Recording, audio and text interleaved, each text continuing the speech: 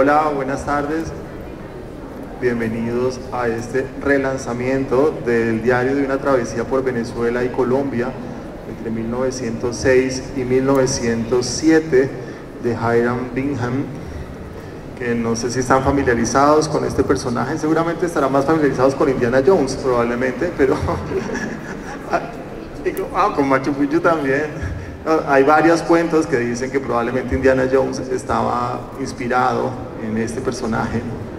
Él pues realmente es una persona muy intrépida, es una de las primeras personas que en Estados Unidos empieza a contar la historia de Hispanoamérica.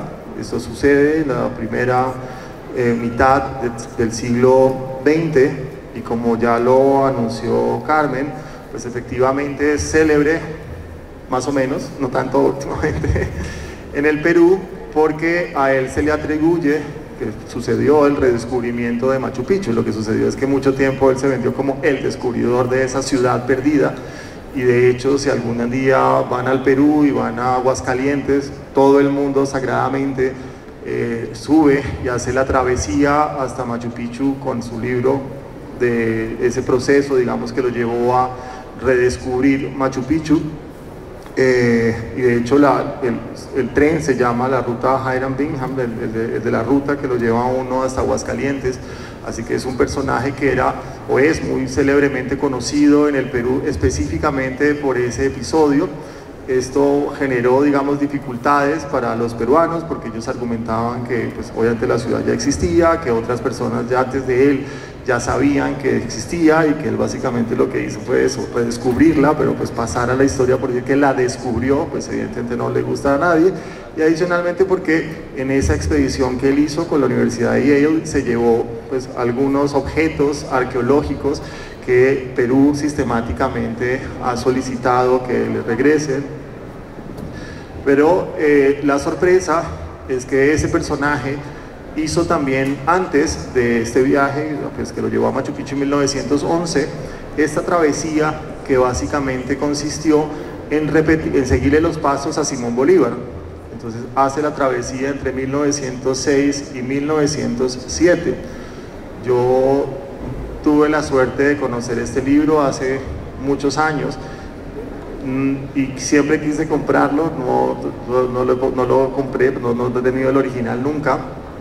Y con motivo del bicentenario, de la conmemoración del bicentenario, desde la Dirección de Patrimonio consideramos que era una buena ocasión para volverlo a reeditar en español. Este libro no ha sido hasta ahora traducido al español, y lo que es, digamos, muy pertinente, y sobre todo para el mundo del patrimonio, es que él pasa por ciertos sitios que los colombianos hemos olvidado, como pues, particularmente los llanos orientales, y que están siendo hoy en día, como pues, nos ha llevado como a reconsiderarlos. Esta mañana hablábamos de uno de ellos, que es exactamente en Paya, que es básicamente ese pequeño trincherón, ya me regaña Hugo, que era conocido como las Termópilas, que es una estructura defensiva que pues ha estado ahí olvidada y que gracias al trabajo de Hugo, de Luisa y del equipo de la Dirección de Patrimonio e Investigación,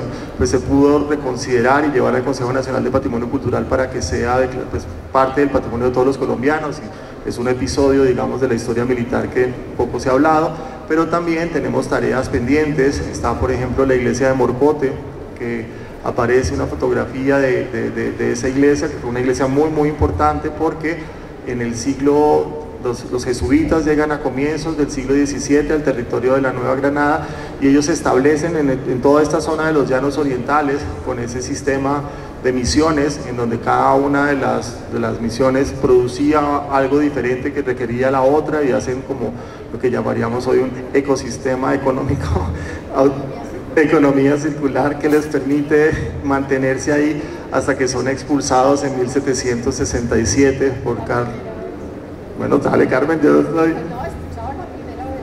Ah, sí, la primera vez que los expulsa Carlos III, y tienen, digamos, como no quedaron tantos vestigios de la presencia de ellos como sí sucedió, por ejemplo, en Bolivia o en Paraguay o en Argentina, pero sin embargo Morcote es uno de esos sitios que nos recuerda lo que sucedió allí, y él, pues Bingham lo menciona en el diario, y además pues no deja de ser curioso pues ver descripciones de lo que fue pues el pantano de Vargas o el puente de Boyacá en 1906 y 7, ver el tamaño del puente y cómo era el puente. Adicionalmente pues describe Bogotá también. Como buen norteamericano pues también entra a hablar de las personas, quiénes eran, cómo se encontraban, qué hacía, qué le llamaba la atención, así que considerábamos que era muy importante hacer ese ejercicio de reeditar este libro, como siempre con nuestro aliado estratégico que es el Instituto Caro y Cuervo y la Imprenta Patriótica. Por eso ahora le doy la palabra a la directora del Instituto Caro y Cuervo, Carmen Millán, para que continúe este relato. Bueno, pues esto va a ser una tarde de la imprenta, habilidita y todo, pero de la imprenta. Y esta vez, en esta hora, vamos a trabajar un poco en el proceso de traducción y también en el proceso de búsqueda, porque pues buscamos cómo mejorar las imágenes, porque para decirlo claramente, la edición que teníamos, que provino de sus manos, era medio piratósila, pues bastante pirata, y no, pues no había manera, las imágenes eran horrorosas, y dijimos, no, pues siendo Bingham el señor que es y profesor en Yale, y conociendo nosotros mismos que nos educamos por allá en esas universidades que guardan hasta el último pedacito de papel, hay universidades, Princeton por ejemplo, que manda a gente a comprar las boletitas esas que antes llamábamos chapolas, que se reparten en las manifestaciones, en bibliotecas se llama efímera, y ese sitio. Entonces, con una biblioteca como la de Yale, imagínense, uno creía que ahí estaban las fotos. No, Bingham allá también es Machu Picchu, será por el pleito que tienen y han tenido que devolver algunas cosas, ¿no? Pero las fotos no estaban, entonces empezamos a mirar en las páginas que se llaman para nosotros acá liminares, que son donde nos cuentan qué pasó y quién tiene el copyright y todas esas cosas, y ahí apareció un personaje que fue el editor al que le confió Bingham eso, y entonces le escribimos a la biblioteca donde ese señor trabajó, a ver si allá estaban las fotos de quien había él editado. Tampoco. Entonces tocó quedarse con, pues no es su culpa, con esas imágenes horrorosas, y acá se hizo un proceso en la imprenta patriótica de tratar de recuperar algo del grano de esas fotografías. Solo un derecho a la defensa. Sí. No, básicamente decirles que, creo yo, cuando hubo una época en que Google trató de poner muchos libros en la red, y yo creo que se estrellaron con un problema de derechos de autor, pero hubo una época en que era muy fácil, ahí sí, googlear un libro que no estuviera fuera de circulación y aparecía el PDF completo. Hoy en día a uno lo dejan simplemente acceder a una de las páginas, pero yo creo hay un par de hindúes que hicieron un negocio, y entonces uno puede pedir el libro a Nueva Delhi y ellos le mandan la versión del libro que uno quiera, que es una fotocopia elegante. Entonces el libro que yo tenía era una fotocopia elegante del de Bingham, o sea, yo no tuve acceso sino a la copia hindú, pero las fotografías del libro no se sacaron de allí. Obviamente en la Luis Ángel Arango hay un ejemplar original del libro y fue realmente de allí de donde sacaron. No, sí, pero también tocaba mejorar la categoría de la imagen y tal. Entonces, pues primero fueron esas cosas y después arrancó la traducción, y por eso para mí es un placer presentarles a uno de los traductores que ha trabajado en el instituto por varios años ya, cuyas tareas incluían traducir del latín los poemas de Miguel Antonio Caro, algunas cositas en inglés y últimamente unas cosotas, porque él es el traductor aquí de este texto, No le hemos encargado nada del arameo, pero estoy segura de que lo va a poder hacer Roberto. Muchas gracias, doctora. Bueno, pues buenas tardes para todos. Para mí fue, bueno, ya que están hablando de que las imágenes estaban prácticamente ilegibles, por fortuna el texto sí. No, en el original. Ahora quedaron muy bien. Quedaron muy bien. No, pero por fortuna el texto sí estaba bien legible. ¿Qué les puedo contar yo sobre esa traducción? Yo ya tengo bastante experiencia. Es la primera vez que en el instituto realmente hago una traducción ya en forma de un libro completo. No es cierto lo que dice la doctora de que yo traduzco del latín, eso no. Gracias, eso sin importarme el mérito. Sí conozco algo de latín y eso, pero no, y de otras lenguas, pero en fin. Esta fue una delicia, aunque les voy a contar anecdóticamente que debido al COVID, el amor en los tiempos del COVID, titularía yo un poco esta experiencia, porque les cuento que esa traducción yo la hice en cama prácticamente, en un celular chiquito que es el que tengo acá, se los muestro para que vean. Fue una proeza de verdad heroica, estilo la travesía del maestro Bingham, porque yo todavía estaba convaleciente, el COVID me tumbó un mes entero que me dejó botado en la cama, sin fuerzas ni para voltearme en la misma cama. Cuando ya salió la oportunidad y la posibilidad de hacer la traducción, en ese momento había como cierto plazo y entonces uno pues afanado, yo empecé a hacerla. Intenté ir a sentarme al computador, pero me costaba, yo todavía estaba bastante débil. Yo quedé que caminaba una cuadra y quedaba con la lengua afuera unos meses. Entonces yo decidí arrancar la traducción y como les mostré en ese celular chiquito con el PDF, por eso por fortuna el texto sí estaba bien legible porque yo lograba leer ahí, y usando unos diccionarios, una página muy buena de un diccionario que hay en línea, que se llama thefreedictionary.com, es muy buena esa página, fue mi diccionario y logré instalar uno ahí mismo también en el celular, y arrancando yo me lo mandaba por WhatsApp yo mismo, para después pasarlo al computador en WhatsApp web y tratar de copiar y pegar al Word. No, eso fue una proeza, fue una travesía, y yo a las personas con las que, mis amigos y mis personas cercanas, yo les comentaba que yo en ese momento estaba viajando por Venezuela, por los llanos de Venezuela en 1907, yo sentí que yo estaba viviendo ese viaje, yo lo viví ahí en mi camita, todo maluco, pero ahí dele. A ratos usaba una tablet que era un poquito más grande, ahí me defendí, pero les confieso, les juro prácticamente que ese se hizo fue así en ese celular, lo cual me hace pensar que bueno, tengo arrestos para ciertas proezas de alguna índole, sobre todo por amor a las letras, ¿no? Y a la cultura. Entonces, en cuanto al texto mismo, pues el inglés del profesor Bingham es bastante seco, lacónico, castigado, muy descriptivo, muy efectivo, muy eficaz. Quizá yo le puse un toque latino sin jamás desvirtuarle un poquito más nuestro toque inevitable, ¿no? El traductor inevitablemente ahí, pero no, respetándole mucho. Van a ver que tiene un sentido del humor bastante peculiar, interesante, muy sutil pero suelta sus vainazos buenos por ahí el profesor Bingham.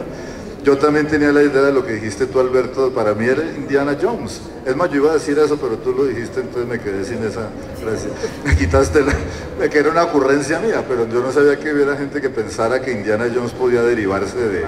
Pero cómo no, y efectivamente hay una foto por ahí, creo en el libro, donde está en un caballo o en un burro y tiene sombrero, y podría ser Indiana Jones. De todas maneras, esas peripecias, esos exploradores eran gente realmente admirable, de una resistencia y persistencia que uno dice, pero Dios mío, y aguantaban hambre, inundaciones, lo que fuera, con esos ayudantes que llevaban un par de negros más perezosos que no les servían casi para nada, cargando cámaras fotográficas, imagínense, aparatosas de verdad. Claro.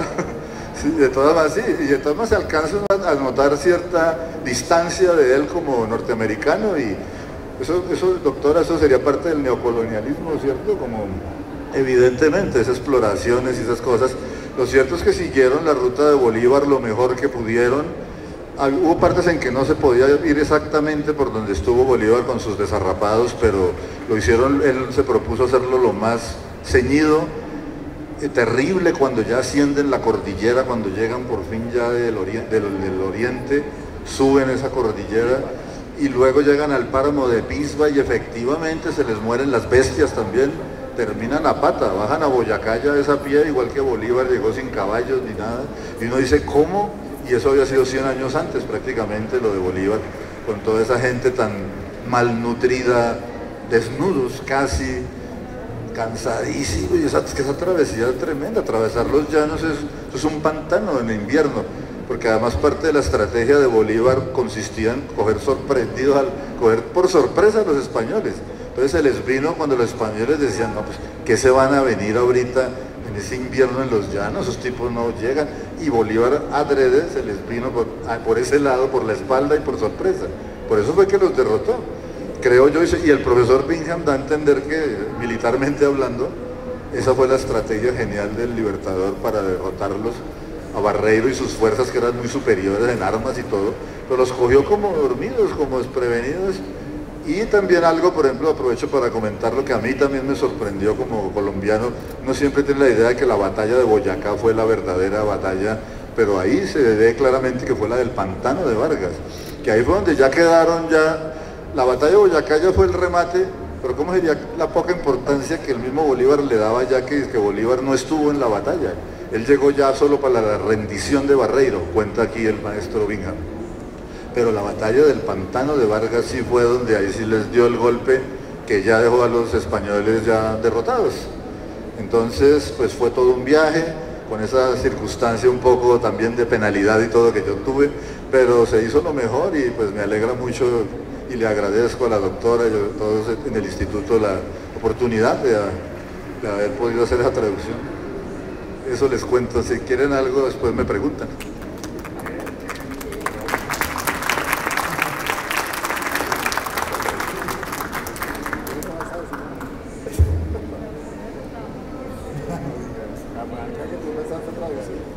Bueno,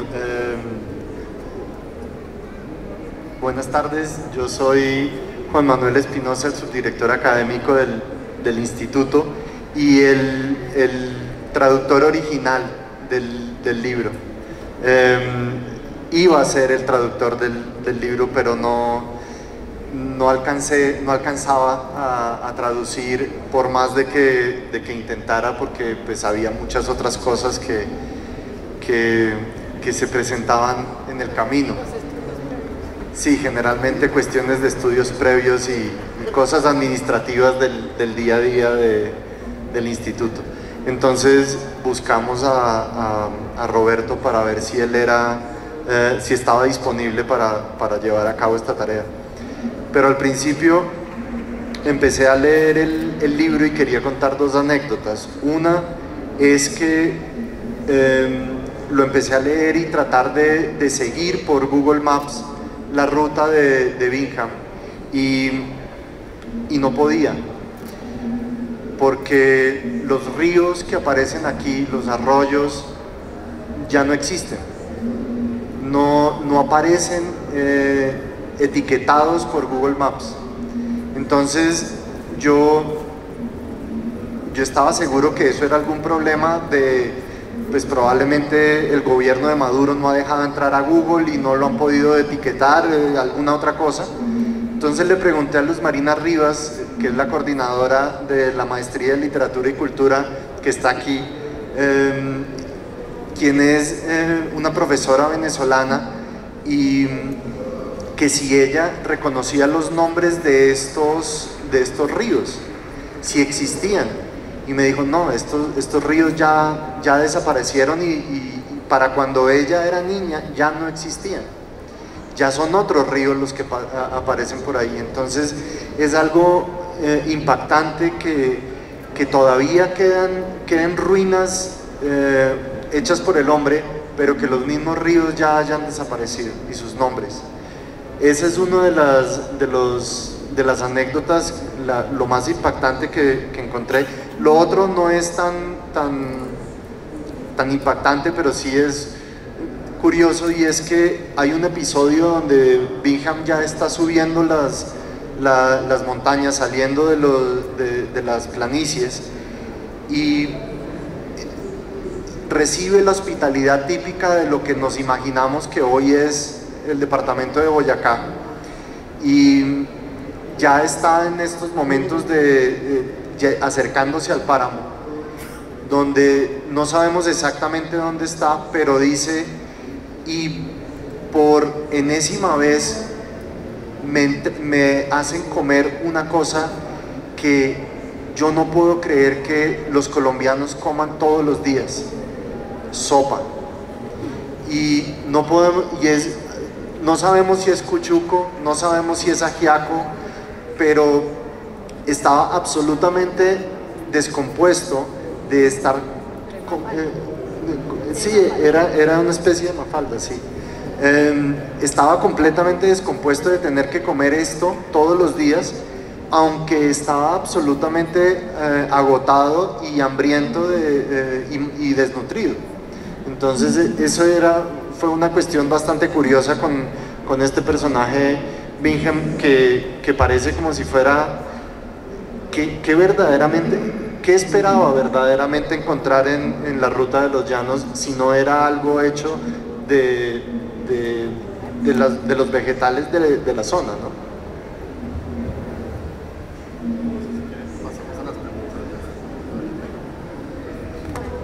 Sí, yo no sé si quieran que pasemos a las preguntas para que no sea tan escuchatorio esto.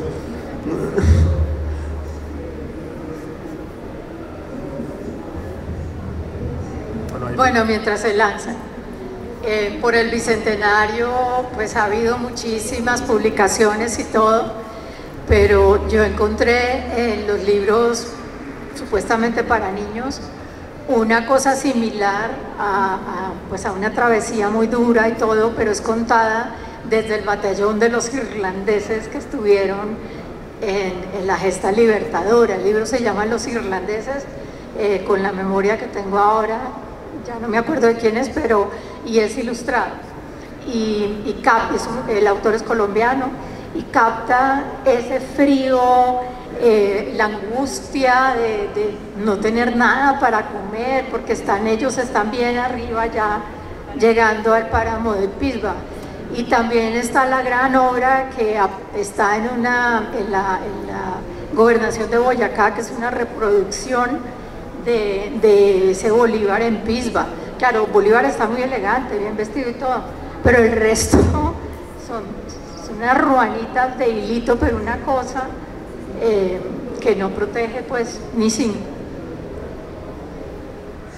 Apúrenle y pregunten, porque si no nos posesionamos de la palabra. Ay, ya, gracias.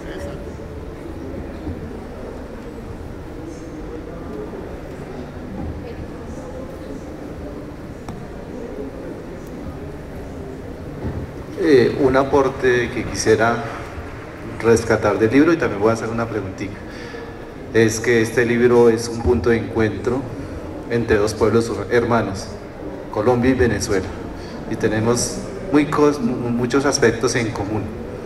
Y una de las cosas curiosas que me causó es en cuanto a la alimentación. Hay un punto de encuentro y de controversia también, que es la arepa. La arepa, los venezolanos se disputan su origen y se la atribuyen a ellos, y los colombianos también.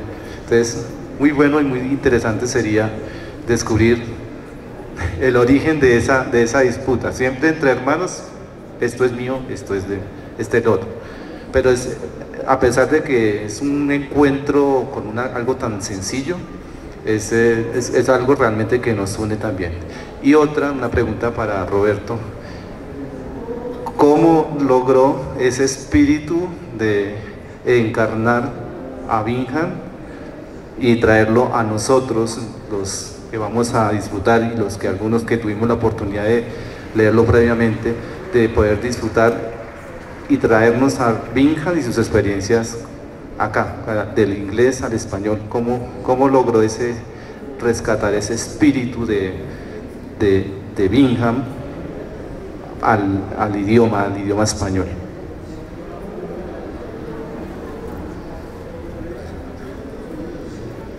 Bueno, pues la pregunta de César como que presupone que yo sí logré transmitir una imagen del señor Hiram Bingham.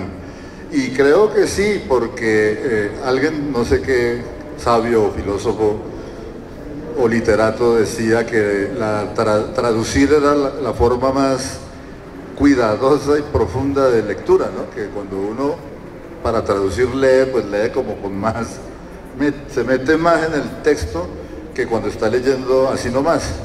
Entonces lo que yo hice fue irme empapando, al ir penetrando como en ese viaje, como eso es como un viaje también igual al de él. Es que hay dos viajes, sí, de verdad, uno entre otro. Entonces uno va, eso que les comentaba, va pillando el sentido del humor de él, su manera de ver, esa que no le gustaba la sopa, que le extrañaban ciertas cosas que claro, para un norteamericano todavía serían pues, como increíbles o difíciles de las costumbres de las personas, las formas de ser, ese clima tan tremendo y tan variable, impredecible, eso él lo volvía loco, que nunca podían, ellos traían sus aparatos y cargaban en mulas o bueyes o como fuera, una cantidad de aparatos científicos y unas cámaras enormes. Entonces uno ahí a medida que se va metiendo en el texto va como captando el personaje y su espíritu, y sí, a medida que se avanza uno se va familiarizando y le parece que casi que va con él, que lo conoce, que está ahí y le va, y claro, por supuesto eso implica que uno se devuelve a ratos porque ya está más enriquecida la misma imagen de él, no es de que de una vez uno va de comienzo a fin, sino que tiene que irse como devolviendo a medida que va profundizando, se va creando como un ciclo, hasta que finalmente ya se completa todo y entonces sale una imagen que no será realmente cabalmente la del profesor Bingham, pero una traducción de un tiempo, de una época a otra. Es más, también hay una traducción en el tiempo y en el espacio y en las lenguas, pero yo creo que si conociéramos a ese Indiana Jones de esa época, sería más o menos así como se nota que es en el libro. Uno alcanza a deducir más o menos su forma de ser, su carácter, lo estoico que era un tipo realmente soportaba muy bien las penurias, ¿no? Y él venía con otro norteamericano que también, pero era más flojo un poquito parece, y él a ratos como que medio lo nombra y dice que ese no está como tan bien como él para resistir ciertas adversidades, ¿no? Entonces tal vez así te conteste la pregunta. Bueno, vamos a preguntarle a Alberto por qué ama imprimir en la imprenta patriótica del Instituto Cuervo, si nos demoramos, y usted es el que nos dice, pero no importa que se demore, todo eso. Y un poco me gustaría que repasara, revisara con ustedes una cosa maravillosa que existe en Colombia, que es la política de oficios que deben protegerse.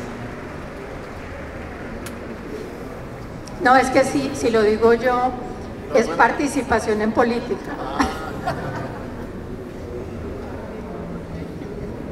Sí, básicamente, pues sí he tenido la suerte de trabajar con personas que trabajan con sus manos y que defienden los oficios. Y en general, hola,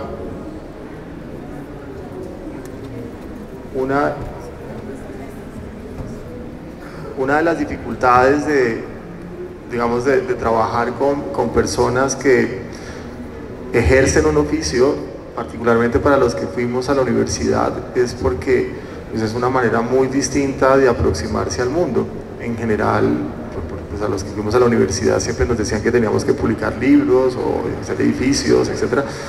Y a mí siempre me llamaba mucho la atención que las personas que ejercen un oficio se comunican verbalmente, digamos, a través del ejemplo, que es importante la transmisión del oficio, y a través de la palabra, que para las personas que vamos a la universidad siempre es como frágil, es decir, es como, vamos a hacerles un video, un recetario, hay que grabarlos porque esto se va a perder irremediablemente.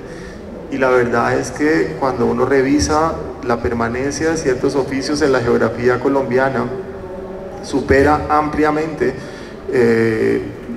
cualquier otra manera de transmitir el conocimiento. Es decir, nosotros no sabemos exactamente cómo eran los indígenas que poblaban el sur de lo que actualmente es el departamento de Nariño, pero sabíamos, porque hay objetos prehispánicos que así lo atestiguan, que tenían una técnica que es el mopa mopa o el barniz de pasto, y hoy en día, 5 siglos después, esa técnica está ahí. Por cronistas que pasaron, por ejemplo, por la depresión de Momposina, como Lucas Fernández de Piedrahíta, sabemos que había orfebres, que había unos señores que tocaban un instrumento que a él le parecía que le sonaba parecido a la gaita, y efectivamente si uno pasa por Oveja Sucre, pues hay ahí unos señores que tocan un instrumento que ellos dicen que es la gaita, y si uno va a Mompox hay unos orfebres.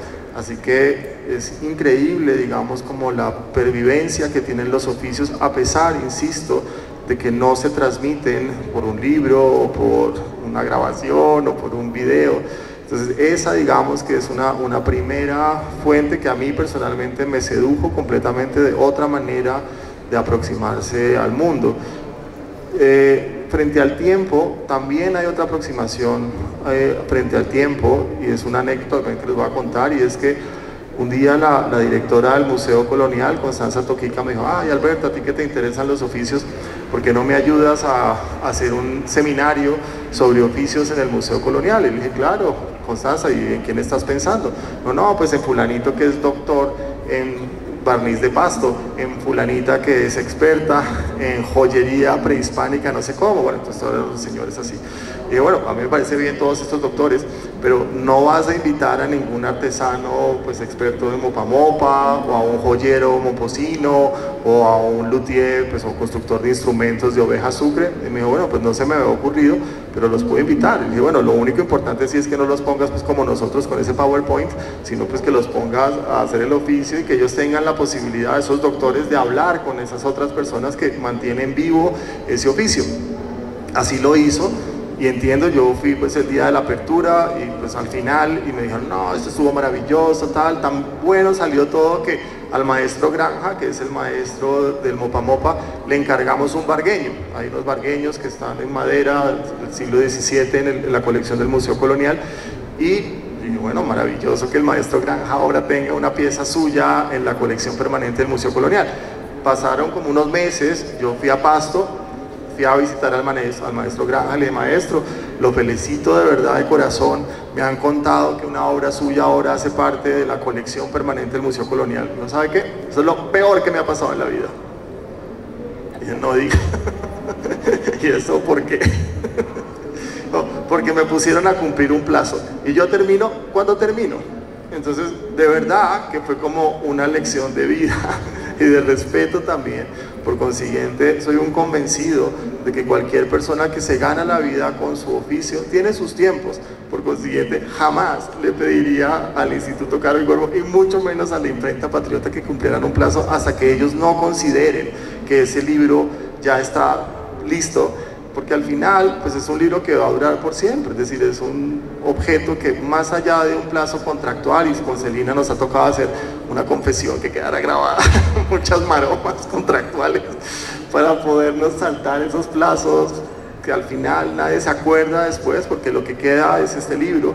Por consiguiente, tengan la certeza, y como lo dije hace un momento, de que desde la Dirección de Patrimonio, y durante el tiempo que esté ahí, tendrán un aliado, porque sí creo que es muy importante siempre tener esa doble dimensión, digamos, de aquellas personas que tuvimos la suerte de aprender de una manera, pero siempre respetar y reconocer esas otras formas de aprender que son tan válidas como la nuestra, pero que sobre todo nos invitan, en un país que se caracteriza por tantas diferencias sociales y económicas, etcétera, a ojalá soñar en una sociedad más igualitaria, en donde, como lo hicimos hace un momento, pues nos sentamos en el mismo sitio, las personas que hicieron posible el libro, como las personas que lo financiamos, como ojalá la persona que lo escribió.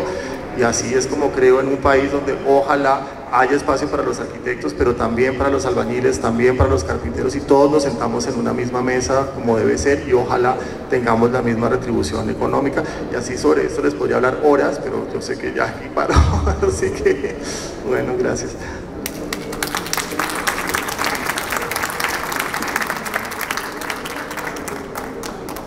¿Cómo están? Bueno, esta es una pregunta para el que pueda contestarla. por medio de este libro se recupera algo de la memoria histórica de Colombia que de pronto habíamos perdido, que de pronto habíamos confundido de algún modo. Por medio del libro podemos recuperar algo de memoria histórica que teníamos confundida o quizá perdida, pues teniendo en cuenta que repitió la misma ruta de Bolívar, entonces se puede recuperar de algún modo por medio de este libro.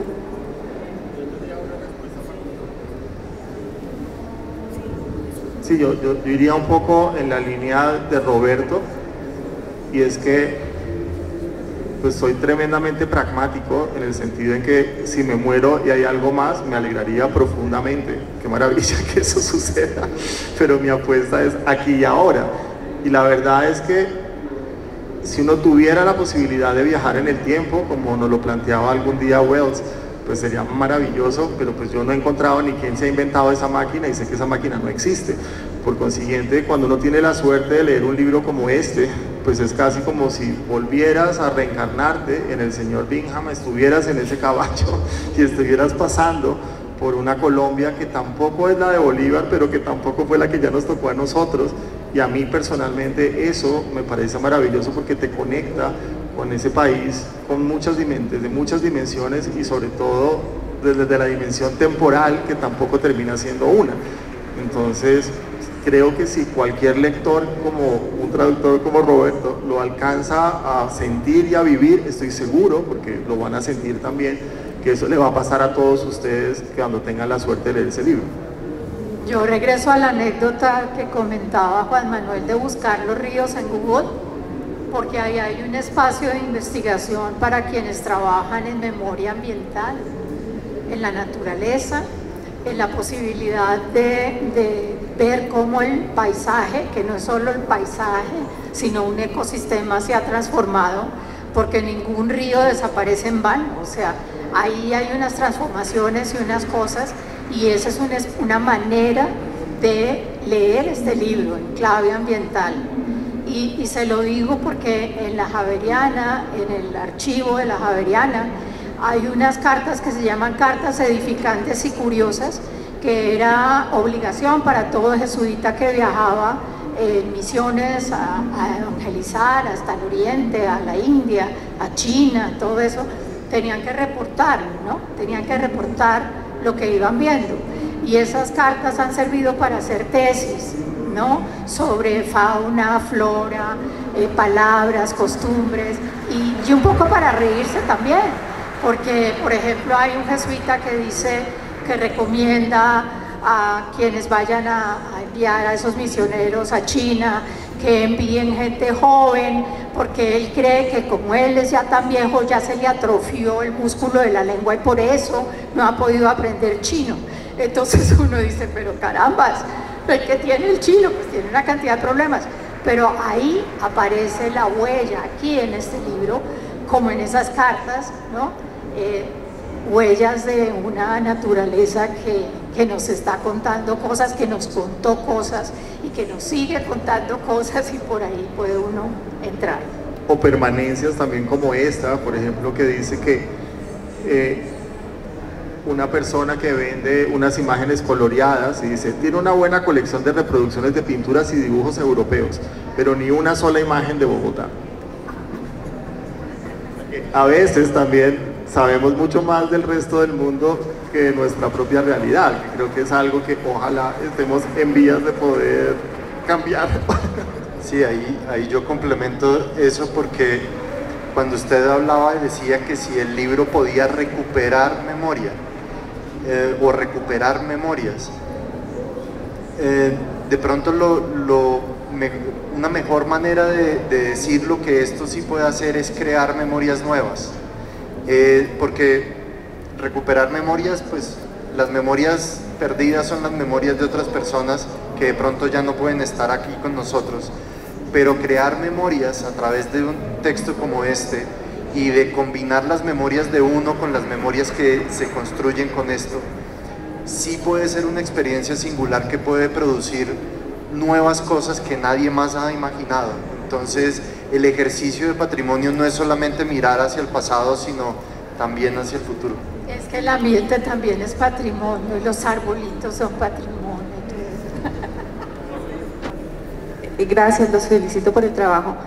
Soy Blanca Nubia González y quisiera saber si de pronto ese tipo de trabajos tan ilustrados y, bueno, de tanta reverencia, se pueden llevar a videos, a medios audiovisuales para que lo llevaran a los territorios y las actuales, por ejemplo, autoridades locales pudieran conocer esa realidad, porque es que hay mucha gente que, o sea, pues escriben este tipo de cosas tan valiosas, pero se quedan ahí. Entonces no los conocen las autoridades actuales, las comunidades actuales. Es como resocializar esa información de pronto de una forma pues más práctica a través de un audiovisual, qué sé yo. Les dejo esa inquietud para el ministerio, que lo pudieran hacer a través de audiovisuales y lo llevaran a las regiones donde recorrió el libro. Sí, no sé si hay alguien después interesado en llevar el diario, como dices tú, al cine.